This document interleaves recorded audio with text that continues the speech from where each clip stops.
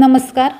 माझी वसुंधरा अभियान 5.0 अंतर्गत जिल्हा परिषद प्राथमिक शाळा किंजवडे खालचीवाडी येथे भूमितत्व अंतर्गत बीज संकलन व व्यवस्थापन कार्यक्रम आयोजित करण्यात आला होता. शाळेतील प्रत्येक विद्यार्थ्याकडून परिसरातील विविध प्रकारच्या बियांचे संकलन करण्यात आले.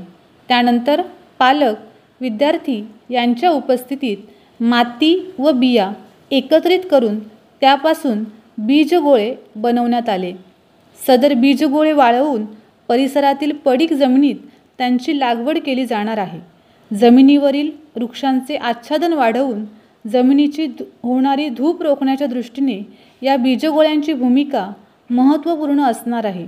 त्यामुळे पर्यावरण संतुलन राखण्यास निश्चितच हातभार लागेल.